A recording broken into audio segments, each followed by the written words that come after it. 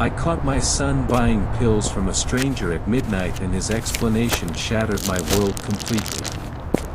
The fluorescent lights of the 7-Eleven parking lot cast harsh shadows across Jake's face as he handed crumpled bills to a man I'd never seen before. My 12-year-old son, who should have been asleep in his bed, was conducting some kind of transaction in the dead of night while I sat frozen in my truck, watching my entire world collapse. I'd followed him here after waking up to use the bathroom and finding his bedroom empty, window open, screen carefully removed and leaning against the house. My heart had been hammering against my ribs as I threw on clothes and drove through our quiet neighborhood, scanning every shadow for my missing child. But nothing could have prepared me for this.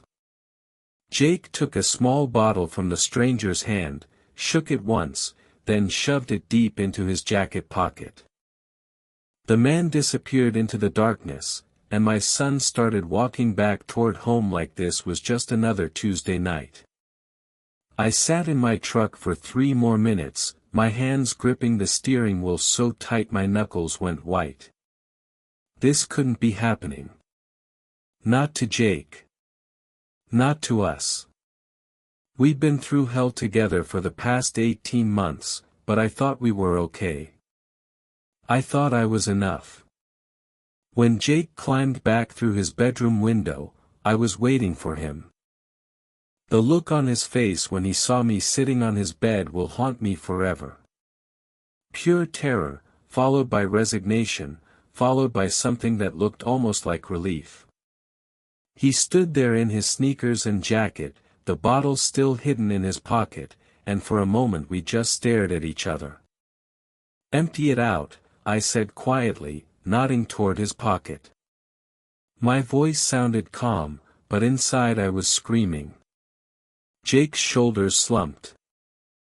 He reached into his jacket and pulled out a small prescription bottle, the kind you get from a pharmacy, but the label had been peeled off. He turned it upside down over his desk, and about 20 small white pills scattered across his homework. "Dad," he started, but I held up my hand.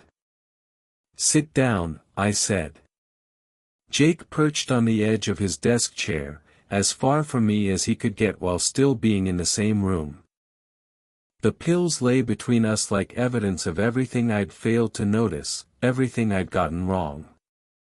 Before Lisa died, I thought I knew what fear felt like. I'd been afraid of losing my job, afraid of not being able to afford the house payments, afraid that Jake wouldn't make friends when we moved to this new town for my promotion. Small fears. Manageable fears. But real fear, the kind that rewrites your DNA and changes the way you breathe, didn't hit me until I got the call from Jake's school on a Thursday afternoon in March. "Mr. Peterson. This is Principal Martinez. I need you to come to the hospital right away. There's been an accident." Lisa had been picking Jake up from basketball practice when a drunk driver ran a red light. The impact killed her instantly. Jake spent 2 weeks in the ICU with a broken leg, 3 cracked ribs, and a concussion that made him forget entire conversations minutes after having them. I lived at that hospital, sleeping in chairs, eating vending machine food, and watching monitors that tracked every beat of my son's heart. The doctors kept saying how lucky he was, how much worse it could have been, but all I could think about was how Lisa was gone and Jake almost was too, and how I was going to raise a 12-year-old boy all by myself when I could barely manage my own grief. When Jake finally came home, I threw myself into being the perfect single dad. I learned how to cook meals that weren't sandwiches or cereal. I figured out how to do laundry without turning everything pink. I attended every parent-teacher conference, every basketball game, every school event that Lisa used to handle. I thought I was doing great.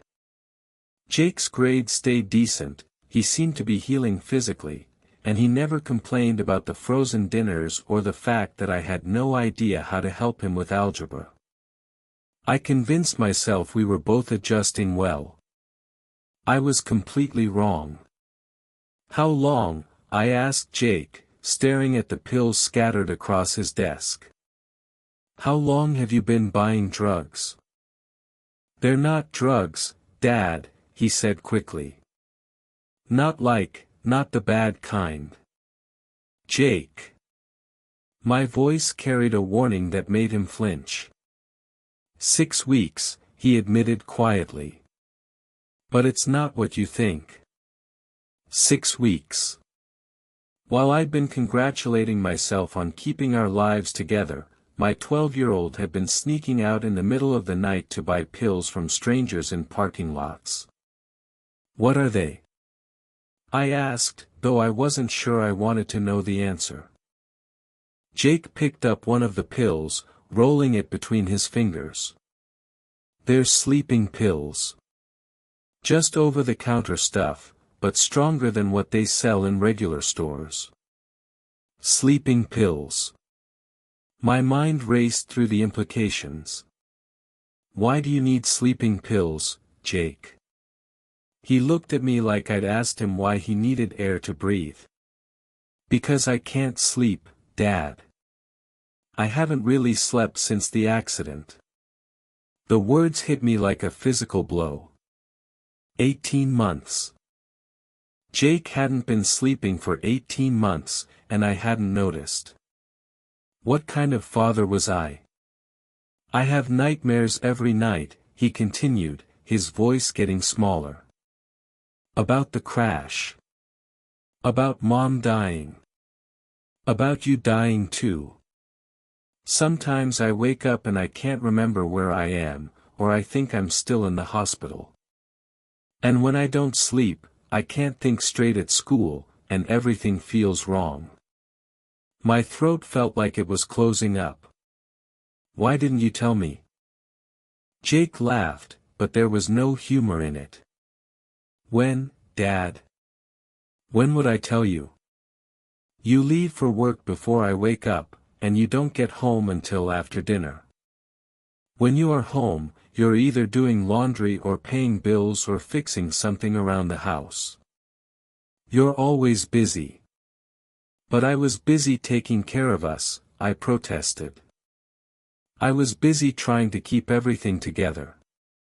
"I know," Jake said, and his voice was so tired, so much older than 12. "I know you're doing your best. That's why I didn't want to bother you with more problems." "Bother me? Jake, you're my son. Your problems are my problems. There's no such thing as bothering me with something important." Jake shrugged, a gesture so casual it broke my heart. It didn't feel that way. The room fell silent except for the sound of our air conditioner cycling on. I stared at those pills, thinking about all the nights I'd come home exhausted from work and seen Jake's light off under his door, assuming he was sleeping peacefully. Instead, he'd been lying awake, terrified and alone, while I collapsed in front of the TV in the living room. "Where did you get the money?" I asked. "My allowance, mostly. And I've been taking my lunch money and just not eating lunch at school." "Not eating lunch? Jesus Christ. How long?" "A few months," he admitted. "It's not that bad. I eat breakfast and dinner." "Jake, you're 12 years old. You're growing. You need to eat lunch." "I need to sleep more than I need lunch," he said simply, and the logic was so heartbreaking and so wrong that I didn't know how to respond. I stood up and walked to his window, looking out at our quiet neighborhood. Normal houses full of normal families who probably didn't have 12-year-olds buying pills from drug dealers. Through the thin walls, I could hear our neighbor's TV, a laugh track from some late-night comedy show. Lisa would have known what to do. Lisa would have noticed that Jake wasn't sleeping. Lisa would have seen the signs I'd completely missed because I was too busy trying to be both parents and failing at being even one. "The guy you bought these from," I said, turning back to face Jake. "What's his name?" "I don't know his real name. Everyone just calls him Marcus. He hangs out behind the gas station on Elm Street sometimes." "How did you find him?" Jake looked embarrassed. "A kid at school mentioned that his older brother gets stuff from him sometimes. Not like hard drugs or anything. Just things you can't buy when you're under 18. Things you can't buy when you're under 18. Like sleeping pills that might actually help a traumatized kid get some rest, if they were prescribed by a doctor and monitored by adults who gave a damn." "Jake," I said, sitting back down on his bed. "I need you to listen to me very carefully. Those pills you bought, we don't know what's actually in them. They could be anything. They could be dangerous. I tested them," he said quickly. "I only took half of one the first time, to make sure they were safe." "You tested drugs you bought from a stranger," I repeated, trying to process the fact that my 12-year-old had more street sense than I'd given him credit for. "Jake, that's not how safety works. Just because half a pill didn't kill you doesn't mean they're safe." "But they help, Dad," he said, and there was desperation in his voice. "For the first time in months, I've been able to sleep through the night without dreaming about the crash. I can think clearly at school. I don't feel like I'm losing my mind anymore." The crash. We'd never really talked about the crash, not beyond the basic facts needed for insurance and police reports. I'd assumed that Jake would bring it up if he wanted to talk about it. Instead, he'd been carrying the trauma of watching his mother die in a car accident for 18 months, and I'd been too busy trying to manage the practical aspects of our new life to notice that my son was falling apart. "Tell me about the nightmares," I said. Jake's face went pale. "I don't want to." "I'm not asking what you want, Jake. I'm asking what you need. And I think you need to tell me." Jake was quiet for so long I thought he might refuse to answer. When he finally spoke, his voice was barely a whisper. "I dream about the moment right before it happened. Mom was laughing at something I said about my math teacher. She had the radio on, that song she always sang along to, the one by that band she liked. I was looking out the window, watching this dog someone was walking." He stopped, swallowing hard. "Then I see the other car coming, but in the dream, I can see it before she does. I try to warn her, but no sound comes out.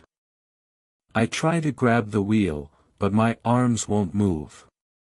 I just have to sit there and watch it happen, over and over." Tears were streaming down his face now, and I felt something crack open in my chest. "Sometimes in the dream, the crash happens but I'm the one who dies instead of Mom. Sometimes we both die. Sometimes I wake up and I can't remember which one is real." I moved from the bed to kneel in front of his chair, taking his hands in mine. They were so much bigger than they'd been 18 months ago, but they still felt small and cold. "Jake, why didn't you tell me you were having nightmares?" "Because you have nightmares too," he said simply. "I can hear you sometimes, in your room. You call out for Mom. And during the day, you try to act like everything's fine, but I can tell you're sad." I didn't want to make it worse. My 12-year-old son had been protecting me from his trauma because he thought I couldn't handle it. While I'd been trying to shield him from my grief, he'd been trying to shield me from his. We'd both been drowning separately, in the same house, because neither of us wanted to burden the other. That night, I called in sick to work for the first time since Lisa died. Jake and I sat at our kitchen table as the sun came up, and we talked about everything we'd been keeping from each other. I told him about my own sleepless nights, about the panic attacks I'd been having at work, about how I sometimes sat in my car in our driveway for 10 minutes after getting home because I was afraid I was failing him so badly that he'd be better off without me. He told me about the guilt he felt over surviving the crash when his mother didn't. About how he sometimes forgot what her voice sounded like and then felt terrible for forgetting. About how he was afraid I would die in a car accident too, and then he'd have no one. We both cried. We both apologized for things that weren't our fault. And for the first time since Lisa died, we felt like we were in this together instead of alone in parallel. That afternoon, I took Jake to see Dr. Williams, our family doctor, who referred us to Dr. Sarah Chen, a therapist who specialized in trauma and grief. Dr. Chen explained that what Jake was experiencing was completely normal for someone who had survived a traumatic event, and that there were much better ways to deal with nightmares than buying unknown pills from strangers. She also gently pointed out that I was showing signs of complicated grief and caregiver burnout, and that taking care of my own mental health was just as important as taking care of Jake's. Over the next few months, everything changed. Not the big things, we still lived in the same house, I still worked the same job, we still missed Lisa every single day. But the way we dealt with our grief and trauma transformed completely. Jake started seeing Dr. Chen twice a week, learning techniques for managing nightmares and anxiety that didn't involve mystery pills. I started seeing a grief counselor who helped me understand that being a good single parent didn't mean pretending to be superhuman. We instituted new routines that prioritized connection over efficiency. Instead of rushing through dinner so I could tackle the endless list of household tasks, we started eating together at the table and talking about our days. Instead of assuming Jake was fine because he wasn't complaining, I started asking specific questions about how he was feeling and actually listening to the answers. Most importantly, we started being honest about the fact that we both missed Lisa terribly, and that missing her didn't mean we couldn't also be okay. 6 months after that night in Jake's room, he brought home a school project that made me cry happy tears for the first time since the accident. It was an essay titled, "My Hero," and he'd written about me. But not the version of me I thought I'd been trying to be, the perfect single dad who had everything under control. Instead, he wrote about the real me. The dad who made terrible dinners but was learning to cook better. The dad who didn't always know the right thing to say but was willing to listen. The dad who had his own bad days but didn't give up. My dad isn't perfect, the essay concluded, but he's perfect for me. He taught me that families can be strong even when they're sad, and that asking for help isn't giving up, it's growing up. That night, as I tucked Jake into bed, something I'd started doing again after Dr. Chen suggested we needed more connection rituals, he handed me the small prescription bottle that had started it all. "I don't need these anymore," he said. "Dr. Chen's techniques work better, and they don't make me feel weird the next day." "I'm proud of you," I told him, and I meant it in ways that went far beyond sleep management. "Dad?" Jake said as I reached for the light switch. "Yeah. I'm sorry I scared you that night. I'm sorry I didn't trust you enough to tell you what was wrong. I'm sorry I was so busy trying to take care of everything that I forgot to take care of what mattered most," I replied. "You." As I walked back to my own room, I stopped by the picture of Lisa that sat on our hallway table. It was from Jake's 11th birthday party, just 2 months before the accident. She was laughing at something Jake had said, her eyes bright with joy and love. "I think you'd be proud of us," I whispered to the photo. "We figured it out. We figured out how to be a family, even without you." The next morning, Jake and I drove to the police station together and turned in the remaining pills. Officer Martinez, who had worked Lisa's accident case, commended Jake for his honesty and maturity. She also connected us with a local program for families dealing with trauma, which became another piece of our support network. Today, 2 years later, Jake sleeps through the night most of the time. When he does have nightmares, he wakes me up and we talk through them together. I've learned that being a good single parent doesn't mean being a perfect parent, it means being a present parent, even when presence is messy and hard and requires admitting you don't have all the answers. We still miss Lisa every day. We always will. But we've learned that grief doesn't have to be a solitary burden. Sometimes the strongest thing you can do is admit you're struggling and ask for help.